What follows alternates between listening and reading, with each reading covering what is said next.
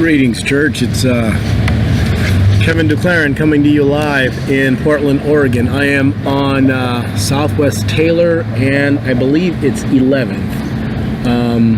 That's the street up there, 11th Street. And directly behind me is the Portland Public Library. Very big library. And right down there is 10th Avenue. And this is Southwest Taylor.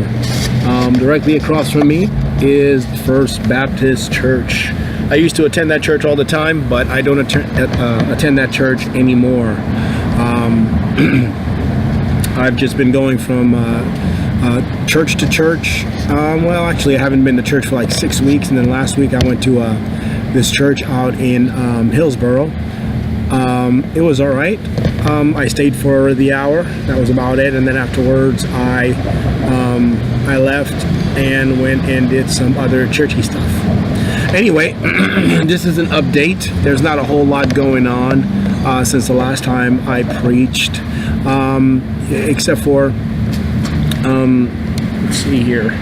I wrote some stuff down.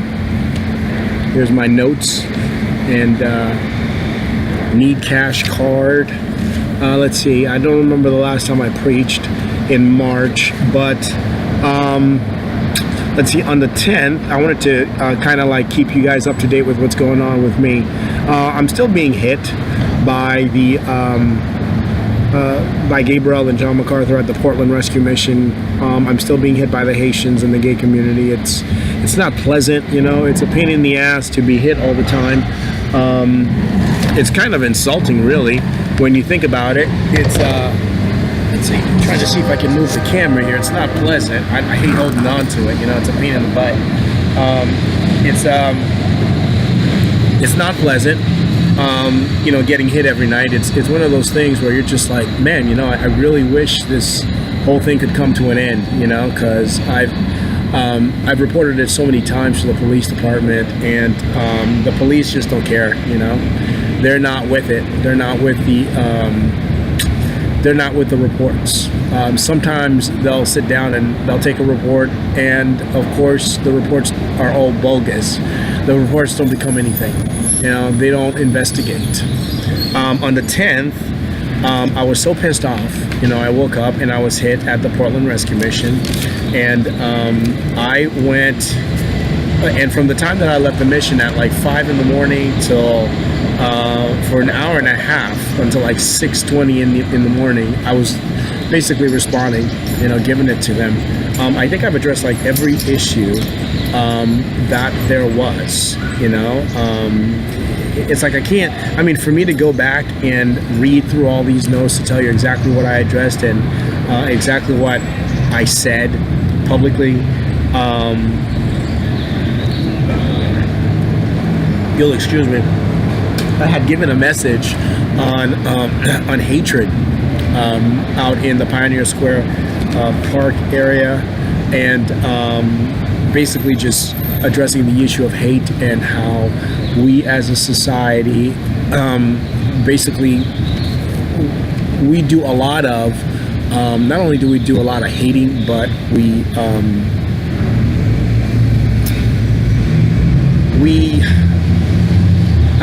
it's kind of hard because it's been since the 10th. That was like 6 days ago, and I got hit that night, right?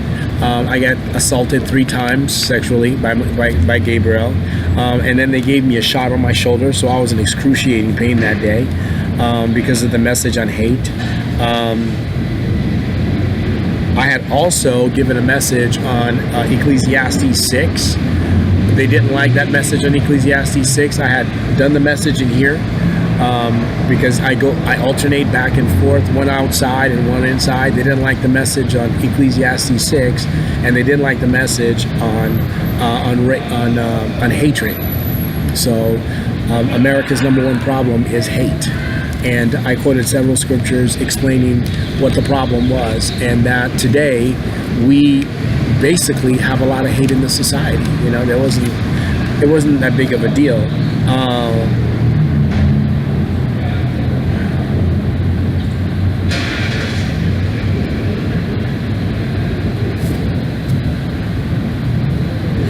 I'm just reading my notes here to see trying to refresh my mind of the things that I said.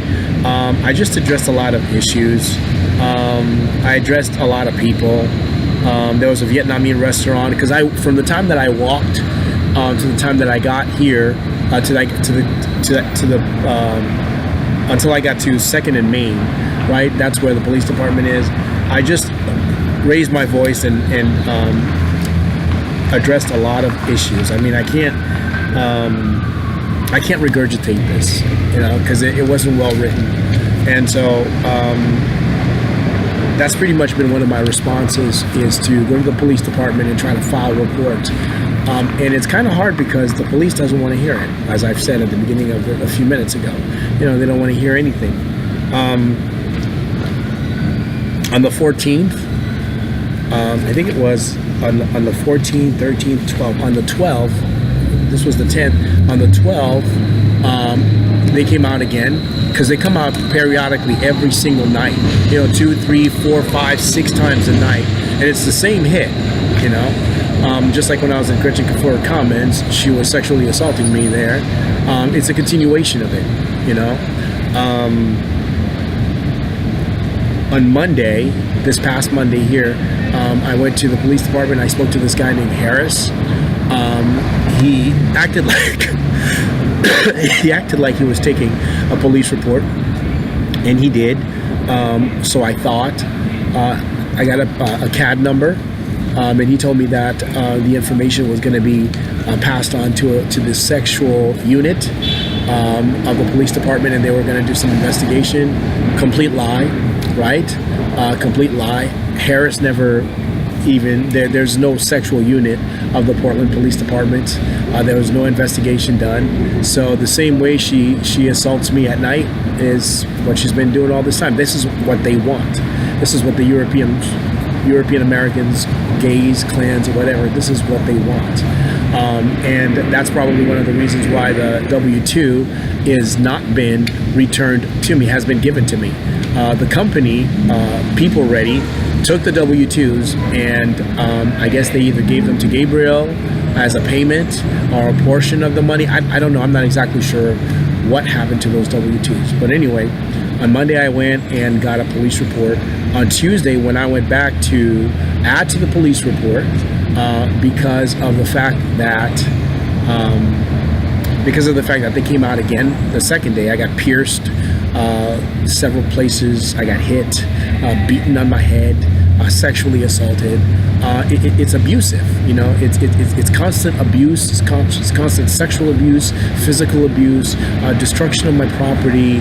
It's never stopped. It's the hatred of John MacArthur and Guy Franklin and this Haitian woman who are constantly very belligerent against me. And when I come out, I try to tell the police so that the police could do something, but the police is working with them and against me. So then I have to go to the people, right? It's either, how do you redeem rape, Finally, Monday, I got the police report. Tuesday, I couldn't get it. They brought out a blonde police officer, English woman, about 6'3", 6'4". She has long blonde hair. She's very hard. She's an extremely hard white woman. She hates my guts. And basically her response is, we're not taking a report. You need to leave. We're done talking. You need to go. We're not taking a report. You reported this yesterday and the day before, and we have it down, and we're not doing any investigations. You need to go now. Very disrespectful. Very. They've diminished me to this level in Portland, just like they did in Seattle, Washington. They have no respect for me as an African. They have no respect for me as a foreigner. They have no respect for me as a preacher, because the way they deal with the preaching is they'll allow me to preach, but then I have to go to fantasy to suck their cocks and screw them in their butt. That's how they deal with me as a homosexual. And it's not like, they don't make the suggestion. It's known. It's a known knowledge in Portland. You go and fuck that man in his ass, and you suck that cock, because you're not going to be a leader over our white skin. And this is what MacArthur and his people had. After all the years that I've known this man to be an expositor of the Bible, this is basically what it comes down to. Okay, this is what it comes down to. And they set it up. They set up old gay men, fat gay men, short gay men, dirty gay men with their cocks that has been in somebody's asshole and now smells like poo. I mean, it's just there's no respect whatsoever. Not for God, not for me, not for Christianity, not for Haiti, not for this Haitian woman. I mean, I don't understand how can an American government make a Haitian woman that old suck my dick every night. Okay, where's the respect? And even if it's not her doing it, but it's dark-skinned Haitian men doing it, old dark-skinned Haitian men who, why would they even be in what's the word I'm looking for? Why would they even be in agreement with this guy, right? I mean, homosexuality is such a wretched sin, right? But why would you even want, right? Why would you even want? I just did that. Check this out. Check the back of the cart. The back of the cart has like 2 eyes. It looks like the Ku Klux Klan. Maybe that's the reason why they treat me the way they do. And they have no respect for me as a human being. They treat me like shit. Anyway, so on Tuesday, I got literally kicked out of the police department, and I basically screamed out to the public that this American woman just doesn't get it. This female police officer just doesn't understand the whole concept of sanctification, to abstain from sexual immorality. And the thing is that she doesn't understand morality because she's probably been screwed by her father, screwed by police officers, screwed by women, screwed by men, that she can't differentiate the difference between a rape and somebody actually doing that. You know what I'm saying? So she wouldn't take the police report. She's never taken any of my police reports. She's always dissed me. And then she came out through the community. And through the community, she didn't really communicate anything. I mean, if she did, I didn't know it because I'm not community, I'm church, right? I don't understand community mindedness and thinking. I don't know how they see the world. I don't know what's going on up there in their brain as community. It's clueless to me. You know what I mean? It's clueless to me. I never understood it, and I don't care to understand it because it's ungodly anyway. So anyway, on Wednesday when it happened again, because it's periodically every single night. Let me put it to you this way, church: if you send undercover pastors or undercover Christians with video cameras, and they sleep in the mission, as the homeless, send a double, or you will see these people sucking my dick, literally giving me oral sex and having sex with me, either at the mission or in an apartment complex, or it doesn't have to be now. It could be any time in the future. Yeah. You will see them doing it. Okay. As a matter of fact, they might even have some videos live. Okay. And if it's not the mission, it's at the fantasy. I'm completely against the whole thing because this isn't the direction that I was going in. I don't believe in any of this. To me, this is like American Buddhism. To me, this is American Buddhism. This is about the epitome of I don't stand with any of this shit. I don't buy into it because it took me out of home. It took me out of work. It took me out of the faith. It took me out of the leadership. It took me everybody that I've ever known. Now there's no friends, no family, no nothing, right? There's no friends, no family, no nothing. Okay, the camera is still rolling, but it seems like they're doing something to the computer here where it freezes. Okay, so they just froze the computer. I'm not exactly sure what that means. So anyway, on the 14th, which is on Wednesday, I believe, I went out and I started talking to the American people, and I spoke to them from like 5 in the morning till about 7:30. So I for a long time, I tried to remind them of what my situation was, and for a long time, I spoke to them. And do you know what became of it? Absolutely nothing. Pointless conversation, pointless. I talked about pagan America, where there is no laws and there's no boundaries. Somebody gave me $2.25. I think it might have been somebody from the storage through the community who felt sorry for me and decided to give me $2 so I could get a cup of coffee, and I thank God for it, but it shouldn't be that way. Right? I mean, I have a college degree and I can't even use that to get any jobs, right? When I tried to get a job, they stole my wallet and my social security card so that I wouldn't get the job. So this is how these people, I have no idea who they are, but they know every dirty, filthy thing about me. Not what I'm reporting to you here, but all of my business. They know who my mother is and my father is. They tell me that Gabrielle is my wife because they've got her on camera giving me oral sex and vaginal sex, which I didn't ask for. They're trying to force me in the direction with this Haitian woman, and it's like white women galore everywhere wants to be the queen of Kevin Duclairon.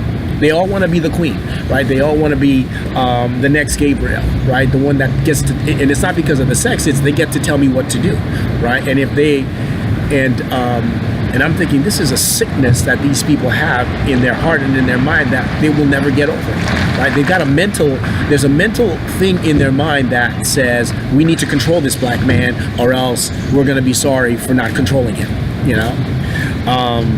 So I addressed the issues of pagan America. Work, let's see, the fact that the mayor of the city never got my mail, right, which I sent twice to 2 different mayors. Let's see, I addressed the issue of police not wanting to take the reports. I'm not exactly sure why they get paid $60,000 a year and they don't want to take police reports or do any police investigations or make any police arrests, unless if I were to call it in, they'd arrest me before they'd arrest the woman who's sexually raping me, and I don't understand these people.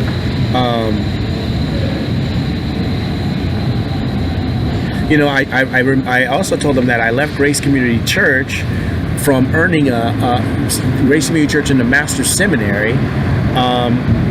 So I left Grace to recognize Gabriel's face in others and have sex with them.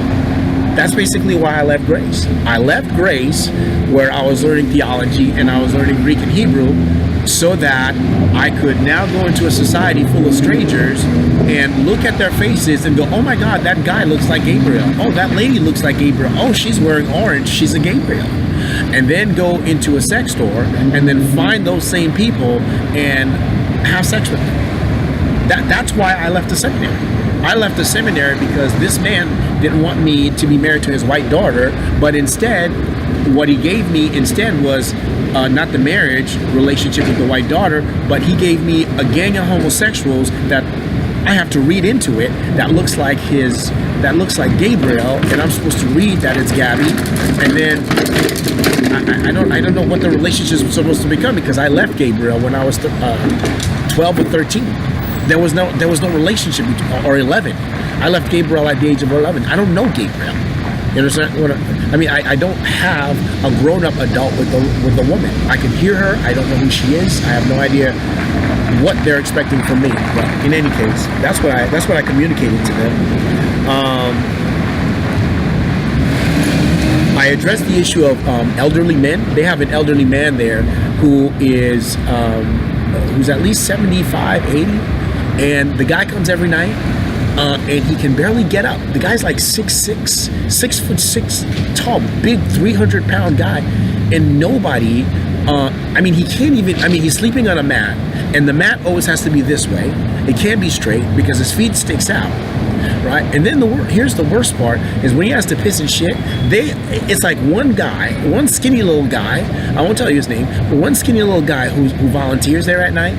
He's trying to pick this guy up every night to help him go use the bathroom. And I'm like, something's wrong with that. And that skinny guy is a Guy Franklin in their community. The big guy is a MacArthur. And I'm thinking, what is wrong with this picture? These people and the way they think. And I'm like, why would you have a man that, and all of this is just for the representation. Where is the logic in all of this shit? I don't know.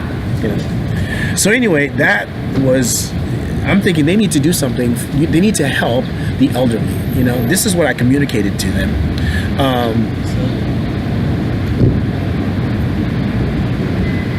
I also communicated to them that I went from one corner in one state to another corner in this state. When I was in Seattle, I was standing at a corner preaching the gospel to them and begging money, holding up signs. This is the sign that I held up on Wednesday, right? Because it was a buildup. Monday, I went to the police. Tuesday, they kicked me out. Wednesday, I was holding up this sign while I was talking to the American people, right, about the situation with Gabriel.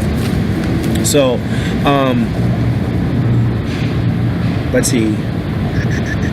So I told them, here it is. All you got to do is get to know somebody famous, and you lose everything, and then come out here and stand at a corner and ask for money. I mean, here they are, respectable American people going to work, right? With college degrees and postgraduate degrees and making $10, $15, $20 an hour. They're not concerned about some Haitian guy holding up a sign and one of these things, a peanut butter jar, an empty peanut butter jar. This is what I've been reduced to, right? A sign, a peanut butter jar asking for pennies, nickels, dimes, and quarters so I can buy a cup of coffee to redeem the fact that I've been sexually assaulted by an old woman. And I reminded them, well, was the old woman working by herself? Or was somebody helping her? Obviously, somebody that age who's not from the country needs some kind of assistance, getting from place to place. I mean, so it's not all what it is on the surface is not what it is in the back. There's something else going on. There's someone else going on. So I addressed that issue, from the corner to corner.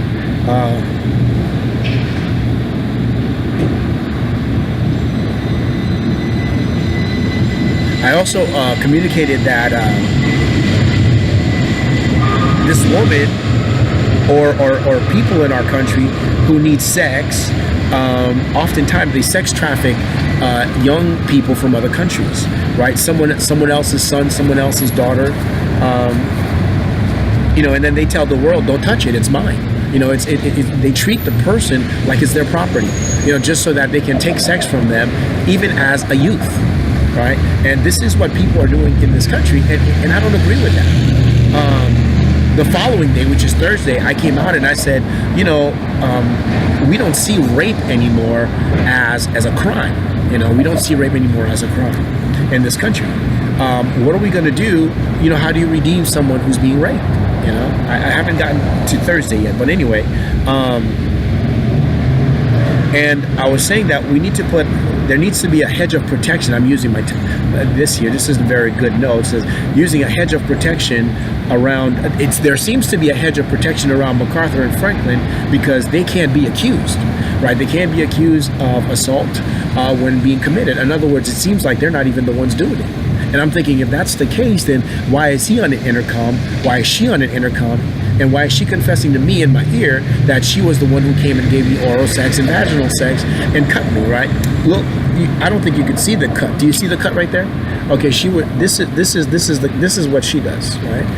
It's sort of like an X-Acto knife where they cut the flesh, right? They cut the flesh here, they cut it in between the toes there. And I'm thinking, this isn't Christianity. This isn't right. Right? What is this? What is this nonsense? What is this nightmare? So there needs to be a hedge of protection. There seems to be a hedge of protection around MacArthur and around Franklin, right? And it's almost like because of MacArthur's association, because his uncle was a general and his father was a pastor, in the state, there's like protection around him, and anybody in association with him is protected. And I'm thinking, this is dirty dealing, right? I mean, here I am pushed to the front, stripped of everything, and I'm thinking, well, what am I supposed to do out here? What, get naked and fuck everyone? I don't understand. What is this? Anyway, what am I supposed to be posing nude for the American people? They don't want to see my black ass and my black cock. This isn't right. Anyway, by the way, I didn't say that, but I said to them that Jesus is gay. Right? Jesus is, according to a lot of people, Jesus is gay. Why? Because no one will take him at his word. No one will take him at his word. So to a lot of people, Jesus is gay because nobody will take him at his word. They'll take a gay Jesus over a biblical Jesus. Another issue I addressed was the fact that the church will not employ short men, only tall white men.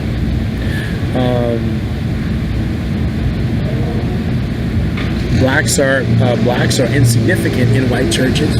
Blacks are insignificant. They're not qualified to pastor or shepherd or be an elder in white churches. I also addressed the issue of the chairs that I had purchased. I had purchased some chairs from IKEA. So I told them that the chairs that I had purchased, they're right now in a 10 by 10. But to open up all of the chairs, they need to be in a 20 by 20. But the problem is that I don't have any congregants, and I don't think I'm going to get any. Right? I don't think anybody's going to stand with me. The way MacArthur has presented me to his people is sort of like a castaway. And as a castaway, I'm not going to get anywhere. I'm not going to get anywhere with any of these, with any of what is going on. In the after, let me see. I think I have some more notes here. Let's see, on the 14. Let's see, I was pierced in my thigh, my ankles, given pain shots. See, cuts, right hand, pinky, right foot. Police report. Let's see, threat of arrest. That was that blonde woman I was telling you about. Let's see. Oh, here's an interesting one. Later on in the afternoon, I went to IKEA, and I went on to IKEA to buy a round table for, not for the storage, but for future ministry. And I wasn't able to get a round table. I wasn't able to find a round table, but I did have lunch. And somehow, I guess the police department caught up to me and put either stool hardener or stool softener, but it hit me here right in the gut, and I literally could not move. Okay, there's a guy here doing some work, so I don't really think he wants to be in this video. So I'm gonna go ahead and switch position. You'll forgive me here. I don't want this worker to feel like he's being videotaped, and oh my God, and I don't want the library. I don't want the library to blow up my computer here, because I have their worker on there, and before you know it, it's a taboo thing. So I don't know if you're going to be able to see me here very good. Let's see. Hold on a second. It's a hit from the library. They're fags. These people can't keep it straight.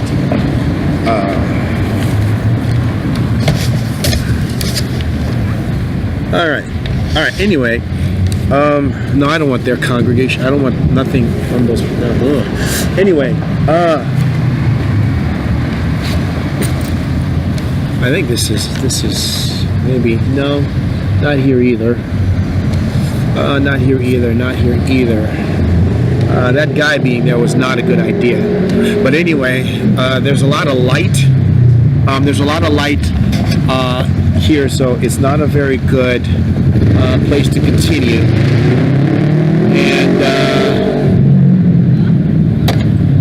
And maybe here.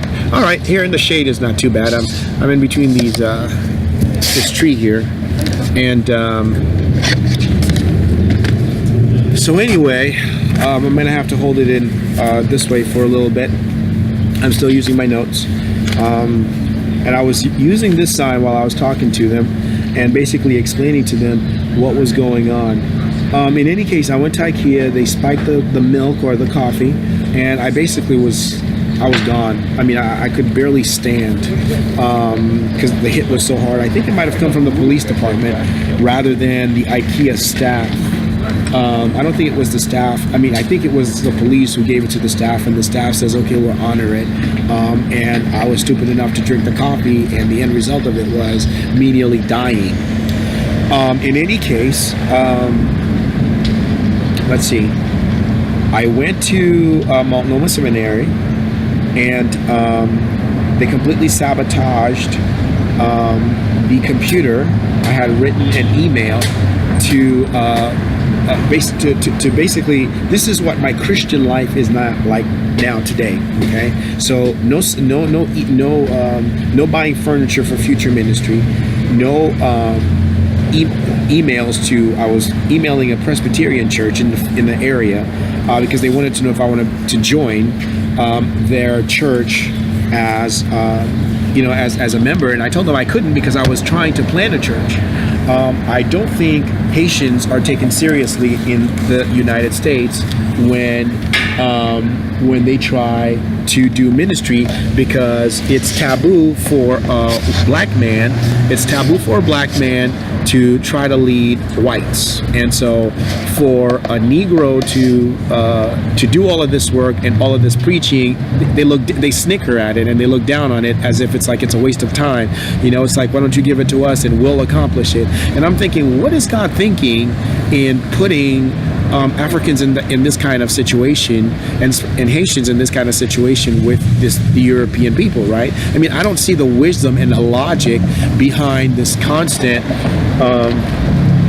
cut down against our leadership, against our fellowship, against our leadership. Everything is against. We can't be friends with them. We can't marry them. We can't, everything is we can't. If we want to go to a movie, you can't go to this movie. You can't do that. You can't. You're not allowed. You're not allowed. You're not allowed. You can't. And I'm thinking, what is the logic behind all of that? That sounds very, kind of like demonic. Always, no, you can't do, no, you can't go there, no, you can't do that, no, it becomes kind of freaky. The you can't come to this church, or you can't go to that church, or you can't go to the school. You can't. It's always you can't, you cannot. We don't approve. And so I spoke to them. And when I was at the seminary, they sabotaged. It was a setup. Okay, within minutes they set it up. It was a hit. It was insulting.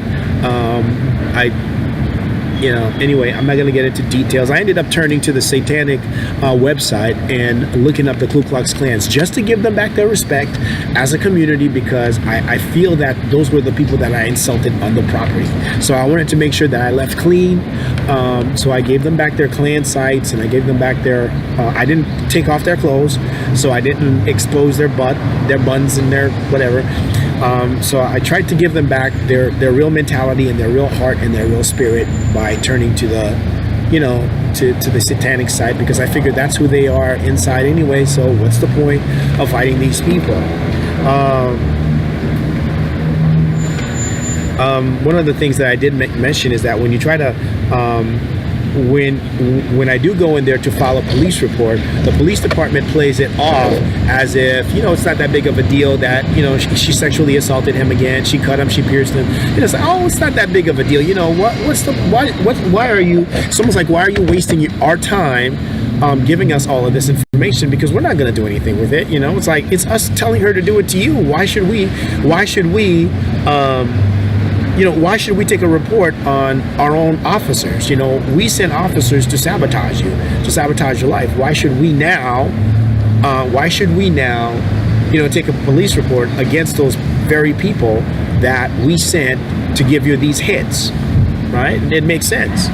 Right? So they play it off like it's not a big deal at all. And it's like the whole sexual thing. It's like, it's because, we're American parents and we do it to our kids. It's not that big of a deal if, the dad has sex with the daughter, the mom has sex with the son. And, they didn't respond at first, but that same evening, they got pissed and I got hit again, same hits, so the next day, the 15th, tried to call it in. And I couldn't call it in because the telephone that's directly next to the Burnside Bridge, it's completely turned off. You can call, but they can't hear you. So it's like, what's the point of having a telephone where it's completely dead? You can hear them on one side, but they can't hear you on the other side. So I went to the Pioneer Square Park again, and I spoke to them this time for less time, only for an hour and a half. They brought me a sandwich. John, it probably either came from the church or from John, because this time I got beaten in the head and it was very, very painful. And the question that the leading question was, how do you redeem Christians being raped at the mission in the 21st century American church? How do you redeem a man who's being sexually assaulted every night? Because this is what an American people believe, right? You can't redeem them with coffee, and this is what this whole thing was for. The whole purpose of me asking them for pennies, nickels, dime, and quarters is for me to get a cup of coffee. And is that really redeeming a raping situation? Not if it's not a raping situation for them if the end result is your subordination, your slavery, your submission. In other words, they will go to any degree whatsoever to put the shackles, those old shackles and those old chains on you. The old shackles and the old chains of slavery. If that means your mom sucks your and your dad has sex with your, they'll take it to that level. And when they take it to that level, that means it's not slavery. It's just, we're giving it to you as a community. That's what it becomes now. So I addressed that issue and a bunch of other issues. The fact that she's been doing this for 37 years on behalf of MacArthur.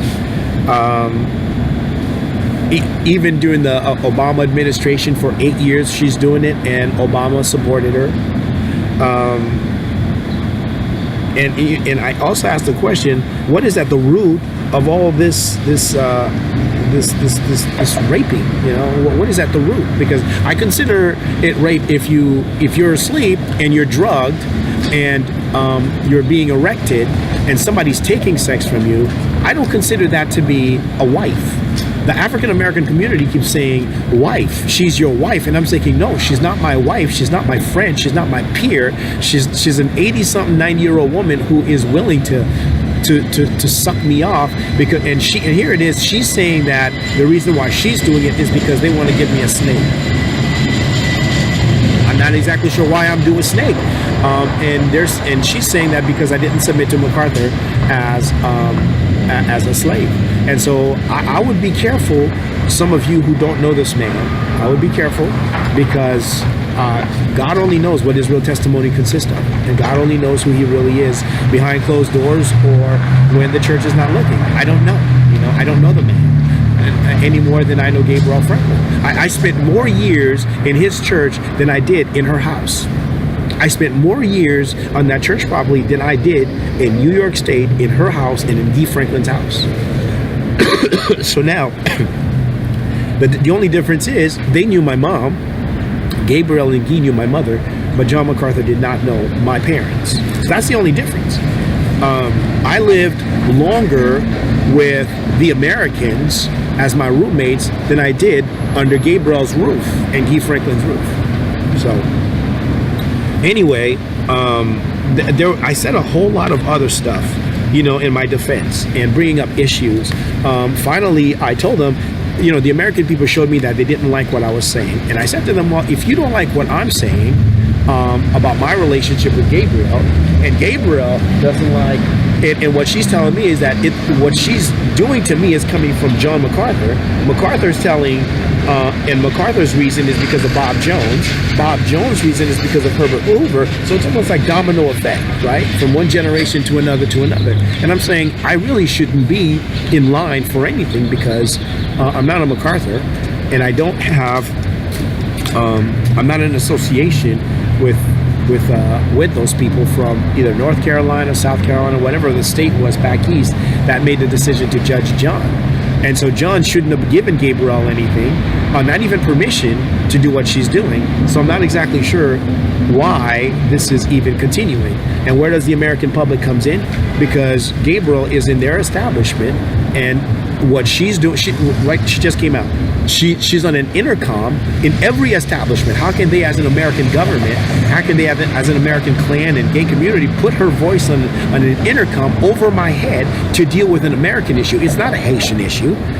It's not a Christian issue. We as Christians we're not enslaving each other. We as Haitians are not trying to subordinate one another.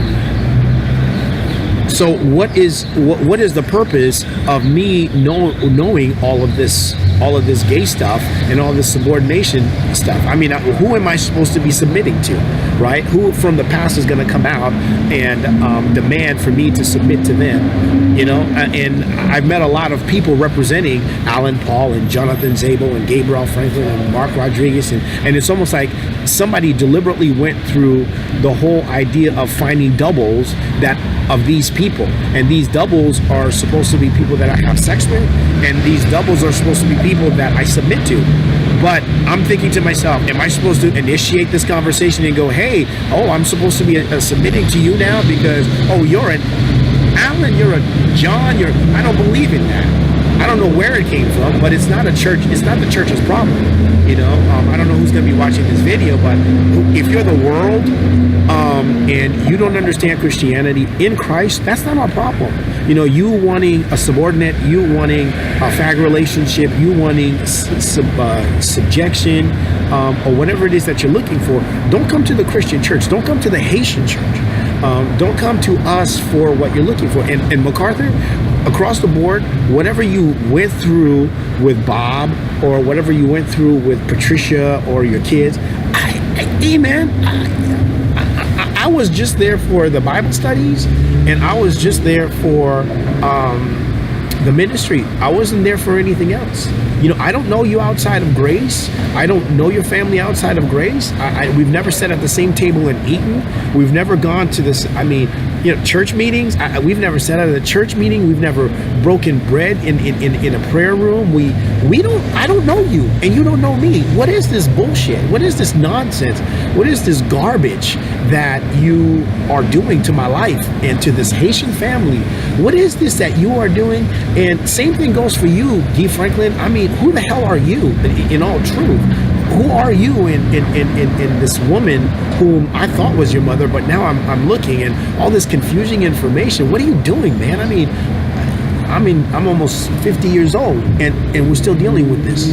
When are you and these people, when are you going to pull back and tell these people to stop pursuing me? And if you're not behind it, and MacArthur's not behind it, then I got to go to you, the government of this country, and go, what the hell? What's going on here? I've addressed it publicly. I've addressed it in my preaching, and now here's my, another attempt, another probably failed attempt, right? Another failed attempt. I'm not even looking for housing anymore or an apartment because the white American society is saying, no, we're not giving you an apartment. And I'm going, didn't you go through this in the days of Martin Luther King? This whole discrimination thing and holding people back. Now it's a conspiracy. You meet one heavy-set person, and it's almost like you've insulted the whole heavy-set race, right? You meet one short white woman, and it's like every short white woman in America has an issue with you.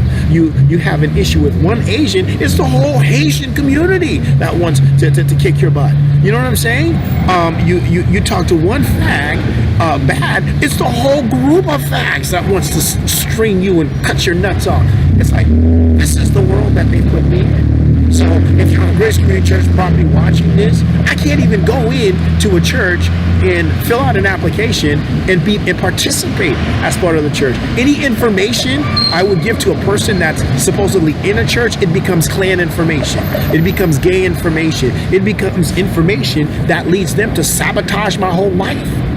So these buildings, these buildings, I want nothing to do with them, because what's in the building is not Jesus Christ. Christ is not in the building. And the relationship that they are willing to give me, if it's not based on homosexuality, and if it's not based on subordination, me taking the hit, if it's not based on suppression, me yielding to this Haitian woman and wanting to have sex with some sick fag, and of course I'm supposed to be the subordinate that embraces this. I'm not exactly sure why I couldn't finish the seminary degree. Here we are. I'm still trying to do the work of the ministry, and of course the end result of it is zilch.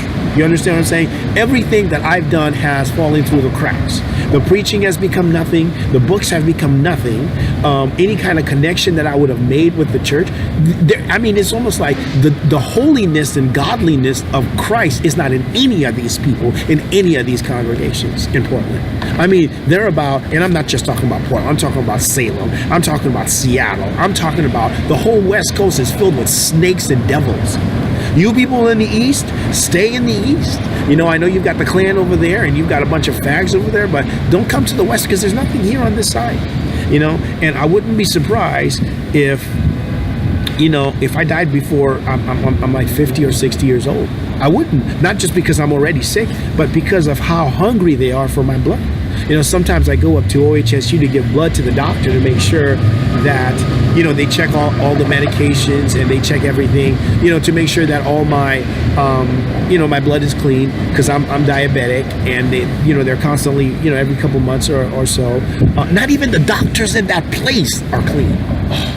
And sometimes I sort of feel like I'm dealing with the satanic church, and that they take too much of my blood, and what they do with my blood is they like spill it, or they use it for some kind of sick incantation to the devil. You know, that's what I feel like inside. I mean, I know they're legitimate doctors, but sometimes I feel like I'm dealing with Satan in every single one of these people, and it's to the glory of his name rather than to the glory of Christ. And Christ, I mean, they've diminished this the Jesus of the Bible today to some freakish fag. You know what I mean? I don't think this is a wholesome video. I don't think this is a wholesome set of information. I don't agree with any of the stuff that I've said because it doesn't bring about, you know, the godliness of Christ. Oh, I forgot to tell you this. On Wednesday or Thursday, Wednesday I think it was, after I was done preaching talking to the people for 2.5 hours, I had left, and then I came back, and then I spoke to them. I opened up 2 Timothy and read 2 Timothy 1 through 7. 1 Timothy 1 through 7. And for half an hour, I preached the gospel to them. Somebody gave me a 20. Okay, somebody gave me a $20 bill, and I went and had lunch at McDonald's. And so on that day, I read 1 Timothy, and then I also read 1 Timothy 4, 1 through 3. I preached on that, and I also preached on that day. I preached on Titus, addressed the issue of the women. I read 1 Timothy 2 and addressed the issue of the women. I think it's like 1 Timothy 2, 9 through 15, the whole issue of women being quiet, because I went to, because there's like 8 women pastors in the area. And I'm going, man, that's just a lot. And I think that the point that I was trying to make is a sound doctrine, because we as a church have, because you know how Paul talks about sound doctrine in 1 Timothy 4, and I just went there to address the issue of sound doctrine, how part of the issues that we have in the church is not everybody is, we've come to a point where sound doctrine is not even legitimate. You know, it's not even legitimate anymore in the church. You can go to a church where all they do is dance. You know, you can go to a church and all they do is sing, and they raise their hands, and the teaching has been diminished. You know, and people go to church to get their ears tickled. You know, and they don't go there for any other reason. And you know, so I talked to them for about half an hour. As a matter of fact, the Presbyterian church where I was sending that email, I think the main pastor there might be a woman. And I had addressed the issue in the email, basically saying that I can't join the church because of all the problems that I'm having with John and this Haitian woman.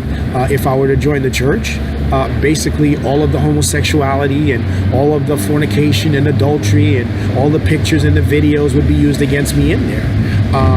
They would basically use it to condemn me. That's information they didn't have on me when I was in the world, when I first joined Grace Community Church. None of that information was in my life, but they literally removed me off of the property, put me in the world, made me do it by punishing me. So now they have the information, but I broadcast it so that they understand you can't use that information. Even if I never become a pastor, you can't use that information. I didn't give you that information because I wanted to. You know, yesterday I had to go back into the fantasy and sin and give them what they wanted. If not, I wouldn't be sitting here today. I'd probably be either drugged up or dead somewhere. You know, that's how badly things have become. You know, it's 2018 and we are in the month of March. I'm still doing Ecclesiastes. The next sermon, I'm not sure. I'm not in the middle of doing it. I'm in the beginning of doing it. The next sermon, I don't know when it's going to be completed. It won't be completed probably until probably, I don't know. It probably won't be completed until maybe on Monday or maybe Sunday. I'll try to do it and finish it. I don't have a schedule per se of when I'm going to do it. I would straighten it out, but I can't, because the hits are, you don't know when the hits are coming and what the hits are going to be, and these people are forever hit. And I don't have a way to hit back. That's the worst part. The police reports is not a hit. Calling the police is not a hit. Preaching against it is not a hit. Filing reports with the government is not a hit. Trying to file reports with independent police review is not a hit. Talking to the district attorney's office is not a hit. Telling them what's going on. Telling the government and trying to get help from the government is not a hit. No matter what I've done to put an end to this nonsense, this game that they're playing, and how they're wasting my time, and it's almost like they're deliberately doing it to try to rip the faith out of me, to beat the bejesus out of me. If they could beat Jesus out of me and beat the Holy Spirit out of me, they would have done it by now. If they can literally turn me into an antichrist, into a full-blown homosexual, they would. As far as that information is concerned, anybody in New York who ever wanted to know, been there, done that, okay? I know the whole information, okay? I wish I could help you smell my breath. That's how bad of the information that I've been given. Now, what am I going to do with any of it as a church planter? Absolutely nothing. And I have a feeling that a lot of these European so-called church planters, they don't get a tenth of what I've gotten out of because they grew up with it. They grew up with it as unbelieving Americans. What I'm dealing with, it's almost like the enlightenment of, this is what you missed growing up on the American side, so we're giving you the information. The reason why we're 30 years old and pastoring a church is because we grew up with the information, and you being 46 going on 47 this year, it's because you didn't accept it, you didn't embrace the information and make it as part of your life. And I'm thinking, there's no way in hell I'm going to be married to some 90-year-old Haitian woman and then Duke pluking some old fat guy and calling it a marriage. There's no love between me and these people. What the heck, man? What is this nonsense? Anyway, I think I've given you plenty of information as to what's going on here, today, what I've communicated to the public. I didn't give you a tenth of it, but enough of it so you can basically just go, oh man, this guy needs prayer. So when you do have your prayer meetings, remember me, because I'm in a bad situation, and this can potentially take my life, and I don't want to die at the age of 46 under a community that I don't support. Under a community, and I'm not talking about the New Testament church. I'm talking about the community that's out here that MacArthur uses to whip men who don't submit to him outside of grace, as homosexuals, as subordinates, as slaves. The community that stands with him, and his position as a general's nephew and a pastor's son. I don't know the man. I don't know his family. I'm not going to know the man nor his family. But those of you who know my situation, pray that God delivers me and that this man lets me go so I can live my life in Christ, right? Anyway, I don't have a lot more to say. I would say something to my mother in Creole, but I don't think she's one to watch videos. And as far as the gay guys that are here representing her here or wherever I run into them, I'm not going to talk to my mother through these men, because they don't know my mother. I don't know what they're going to say that may offend her, hurt her, threaten her, kill her, whatever it is the situation is. I'm going to keep, I just want her to know that she's in my prayers, and she's up here, she's in my prayers. So that's pretty much it. I don't have a whole lot more to give you as an update. It's just the same repeated information. Keep it in your prayers, because and if you can hear them, you're not a true Christian. You need to submit. You're a fad. Blah blah blah. I gotta listen to them here, and I gotta listen to them out there. Anyway. Father, I pray that you would protect those that are listening, that are going to be watching this video. I pray that you would not allow them to get hit by this community.